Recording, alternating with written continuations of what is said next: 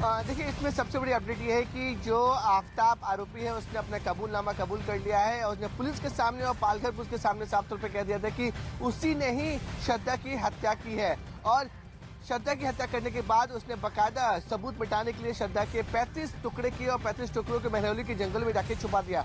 देखिए, इसमें 5 महीने तक, मई में इसने हत्या की और 5 महीने तक किसी को भनक नहीं लगनी थी कि आखिरकार श्रद्धा कहाँ है, किस हालात में है, क्या जिंदा है, क्या मर गए। 5 महीने किसी को पता नहीं चला। लेकिन जब जैसे ही पालघर पुलिस ने इस पूरे मामले में मिसिंग की सुमोटो ली, उसी समय से जांच का दायरा लगातार बढ़ता चला गया। और जब आफताब को यहाँ पर पूछताछ के लिए बुलाया गया था मुंबई से 60 किलोमीटर दूर पालघर में, 3 नवंबर को जब आफताब का स्टेटमेंट दर्ज कराया गया था, तभी पुलिस को शक हो गया था कि आफताब झूठ बोल रहा है और श्रद्धा को लेकर जो जानकारी है वो लगातार छुपा रहा है। जिसके बाद बहुत बड़ी बात है कि 5 महीने तक आखिरकार लगातार ये कैसे इतने बड़े राज को दबा कर रखा, इसने अपने दिल में समाये रखा। लेकिन सबसे बड़ी बात यह है कि देखिए, साजिश करता इतना चालाक था कि इन्हीं जंगलों के आसपास उसने घर लेना मुनासिब समझा और जो 35 टुकड़े थे उन्हें अपने फ्रिज में रखा। अब बड़ा सवाल यह है कि आखिर क्या जो फोन श्रद्धा का था वो इन्हीं जंगलों में किसी कोने में पड़ा है? वो हथियार कहाँ है जो कि श्रद्धा के मर्डर में इस्तेमाल किया गया था? इसके साथ साथ जो लड़की उसके घर पर आती थी आफताब के, क्या उस लड़की को इस बात की भनक थी कि ये जो 300 लीटर का फ्रिज घर में रखा हुआ है,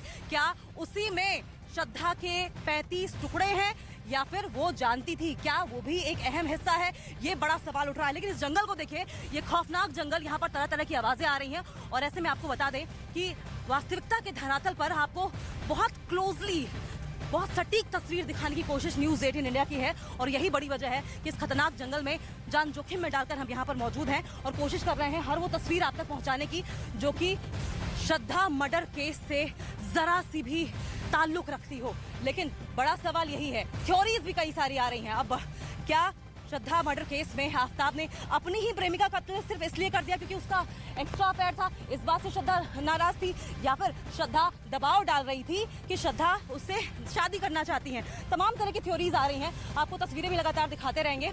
लेकिन बड़ा सवाल यही है कि अपने सपनों को कुर्बान करके आफताब के पीछे जिस तरीके से श्रद्धा अपनी जान लुटाने को राजी थी, अपनी जान लुटाने को तैयार थी, उसी शख्स ने उसे मौत की घाट उतार दिया, बेरहमी से मौत की घाट उतार दिया। क्योंकि हमारे सहयोगी मानव भी इसी जंगल के एक मुहाने पर हैं और वो भी पल पल की अपडेट हमें दे रहे हैं। मानव, इस वक्त की बड़ी अपडेट आप तक क्या है? बिल्कुल, देखिए, कई सारे सवाल हैं, कई सारे राज दफन हैं और राज दफन है इस जंगल के भीतर जो महरौली छतरपुर का जंगल है। और इसी जंगल में इस वक्त न्यूज़ 18 इंडिया की टीम मौजूद है और सुबह तकरीबन करीब 8 घंटे हो चुके हैं। दिल्ली पुलिस की टीमें इस पूरे जंगल में फैली हुई हैं और हाथों में डंडे लेकर, क्योंकि जंगल में जानवर भी हैं, इसलिए यहाँ पर हाथों में डंडे लेकर दिल्ली पुलिस की टीमें यहाँ पर पहुंची हुई हैं। कोशिश ये है कि श्रद्धा के मोबाइल तक पहुंचा जाए और शायद इसी वजह से दिल्ली पुलिस अब उसका नार्को टेस्ट कराना चाहती है आफताब का, क्योंकि वो गुमराह कर रहा है पुलिस को और अगर पुलिस को इस पूरी तफ्तीश को जारी रखना है तो उसका नार्को टेस्ट कराना बहुत जरूरी है। हालांकि इसमें आफताब की रजामंदी की जरूरत भी होगी। लेकिन दिल्ली पुलिस के जवान पूरे जंगल में फैले हुए हैं और करीब 4 से 5 किलोमीटर के हिस्से में ये पूरे जंगल, आप देखिए, आप अगर तस्वीरें देखेंगे तो आपको पूरा घना जंगल देखने को मिलेगा। पुलिस को दिक्कत ये हो रही है कि दिन के समय पर सर्च ऑपरेशन चलाया जाता है। कल बीती रात भी पुलिस की टीम यहाँ पर पहुंची थी, तो आज पुलिस ने ये सोचा है कि उन्हें दिन में ही पूरा सर्च ऑपरेशन चलाया जाए, क्योंकि अभी तक सिर्फ 10 से 12 उसके शरीर के टुकड़े ही मिले हैं। ऐसे में सबसे पहले तलाश है श्रद्धा के मोबाइल फोन की, क्योंकि उसी मोबाइल फोन से लगातार आफताब श्रद्धा बन के उसके दोस्तों से बातचीत करता था और उसके बैंक के अकाउंट से जो पैसे थे वो भी उस अकाउंट से निकाले थे। बिल्कुल, और ये मानव वो पैसे थे जो कि श्रद्धा ने सपने देखे थे अपनी शादी के लिए, पाई जुटाई थी, और वही पैसे जो हैं श्रद्धा के गाड़ी कमाई के पैसे, उसी का कत्ल करके उसी के शरीर के टुकड़ों को ठिकाने लगाने के लिए आफताब ने इस्तेमाल किया। लेकिन किस तरीके से ये पूरी साजिश रची गई? दरअसल सोचिए कि आफताब कितना शातिर रहा होगा और ऐसे में कैसे उसने इसको कत्ल को अंजाम दिया और फिर कत्ल को अंजाम देने के बाद लाश को ठिकाने लगाया। ये पूरी की पूरी पड़ताल, ये बड़ी अपडेट हम आपको न्यूज़ 18 इंडिया पर दिखाएंगे। लेकिन उसके पहले जरा ये तस्वीरें भी देख लीजिए कि किस तरीके से ये नाला यहाँ पर बह रहा है और किस तरीके से किसी भी कोने में श्रद्धा का शव, या यूं कहें कि श्रद्धा के शव के जो 35 टुकड़े थे, दरअसल अब 25 कहा जाए तो गलत नहीं हुआ, क्योंकि दावा पुलिस की ओर से ये किया जा रहा है कि 10 टुकड़े बरामद कर लिए गए हैं। हालांकि फॉरेंसिक अभी रिपोर्ट आनी बाकी है, उसका डीएनए टेस्ट होना बाकी है कि वाकई क्या वो श्रद्धा के शव के टुकड़े हैं या नहीं। लेकिन यहीं कहीं किसी कोने में श्रद्धा, जो कि अपने शादी के सपने संजोई थी, श्रद्धा जो कि अपनी विवाह के सपने देखती थी, उसका कत्ल कर दिया गया। लेकिन पूरी पड़ताल क्या कुछ है, किस तरीके से शातिराना तरीके से आफ्ताब ने इस हत्या को अंजाम दिया और फिर कैसे डिस्पोज ऑफ करने की कोशिश की। न्यूज़ 18 इंडिया पर पड़ताल आप देखिए। ये कि 18 मई की रात को दिल्ली के उस फ्लैट में क्या हुआ था जिस फ्लैट में श्रद्धा और आफ्ताब एक साथ लिव इन में रह रहे थे। इस सवाल की पड़ताल के लिए दिल्ली पुलिस की जांच टीम आफ्ताब को अपने साथ लेकर उस फ्लैट पर पहुंची। सूत्रों के मुताबिक फ्लैट में पूरे क्राइम सीन को रिक्रिएट किया गया। क्राइम सीन रिक्रिएट करने के लिए फ्लैट में एक पुतले का इस्तेमाल किया गया। जांच में पता लगा है कि 18 मई की रात आफ्ताब की पिटाई से श्रद्धा बेसुध हो गई थी और उसी हालत में आफ्ताब ने श्रद्धा की गला दबाकर हत्या कर दी। पुलिस पूछताछ में खुलासा हुआ है कि बिल्कुल पेशेवर अपराधी की तरह ही आफ्ताब ने इस कत्ल की वारदात को अंजाम दिया और यही वजह है कि घर से पुलिस और फोरेंसिक टीम को खून का एक भी धब्बा नहीं मिला है। लेकिन किचन से एक खून का धब्बा जरूर बरामद हुआ है, लेकिन अभी ये कहना जल्दबाजी होगा। पुलिस का कहना है कि ये खून का धब्बा क्या श्रद्धा का है या फिर ये खून का धब्बा आफ्ताब का है या फिर किसी मांस के टुकड़े का। अपनी लिव इन पार्टनर श्रद्धा का कत्ल करने के बाद आरोपी आफ्ताब इतना कॉन्फिडेंट था कि बिना किसी झिझक या घबराहट के उसने कत्ल के बाद शव को ठिकाने लगाने की पूरी प्लानिंग तैयार की। महाराष्ट्र की वसई पुलिस ने श्रद्धा के बैंक खातों की जांच की तो पता लगा कि श्रद्धा के खाते से 54,000 रुपए का ट्रांजैक्शन हुआ है। इनमें से आफ्ताब ने 18,000 रुपए अपने खाते में ट्रांसफर किए थे।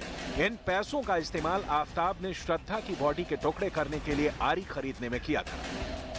यही नहीं, इन्हीं पैसों से उसने परफ्यूम की 250 बोतलें भी खरीदी। जिस फ्रिज में आफ्ताब ने श्रद्धा के शव के टुकड़े रखे थे, उसे खरीदने में भी उसने उन्हीं पैसों का इस्तेमाल किया। जांच में यह भी दावा किया जा रहा है कि आरोपी आफ्ताब ने श्रद्धा की हत्या करने के बाद उसके क्रेडिट कार्ड का बिल भी भरा है। आफ्ताब को शक था कि अगर श्रद्धा के क्रेडिट कार्ड का बिल ड्यू डेट पर नहीं भरा गया तो बैंक के अधिकारी श्रद्धा के परिवार वालों से संपर्क करने की कोशिश करेंगे, जिसके बाद परिवार श्रद्धा को भी खोजने की कोशिश करेगा।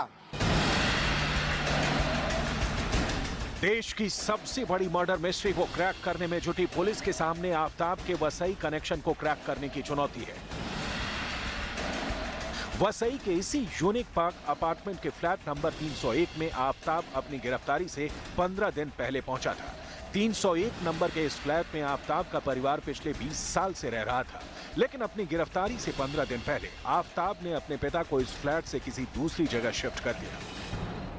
श्रद्धा पालकर हत्याकांड का मुख्य आरोपी आफ्ताब पूनावाला महज 15 दिन पहले मुंबई से सटे पालघर के वसई रोड में अपने घर पर मौजूद था और अपने घर पर वो माता पिता के साथ यहाँ पर आया हुआ था और घर शिफ्ट करने की वजह से वो दिल्ली से मुंबई यहाँ पर आता है। इस समय न्यूज़ 18 इंडिया की टीम वसई ईस्ट के यूनिक पार्क अपार्टमेंट में है और आपको दिखाना चाहेंगे कि यूनिक पार्क के सी विंग के तीसरे फ्लोर पर जो 301 फ्लैट नंबर है आमीन पूनावाला, ये आफ्ताब का घर है। आमीन आफ्ताब के पिता का नाम है आमीन पूनावाला और 15 दिन पहले ही यहाँ पर आमीन पूनावाला और उनके बेटा आफ्ताब ने पूरे घर को खाली कर दिया और घर को खाली करने के बाद वो यहाँ से मीरा रोड शिफ्ट हो चुके हैं। साधारण दिखता था, शांत मिजाज का था, किसी से कुछ ऐसा झगड़ा वगैरह भी कभी सोसाइटी में नहीं हुआ। अब सवाल है कि अपनी गिरफ्तारी से 15 दिन पहले आफ्ताब दिल्ली से मुंबई क्यों आया? क्यों 20 साल पुराने घर को खाली करने वो खुद वसई आया? घर खाली करने के बाद आफ्ताब का पूरा परिवार कहां गया? क्या आफ्ताब और उसके परिवार को पता चल गया था कि पुलिस उनके घर तक पहुंच सकती है? इन सवालों का जवाब पूरे केस को क्रैक करने के लिए जरूरी है ताकि आफ्ताब के गुनाहों पर पड़ी हर परत को हटाया जा सके।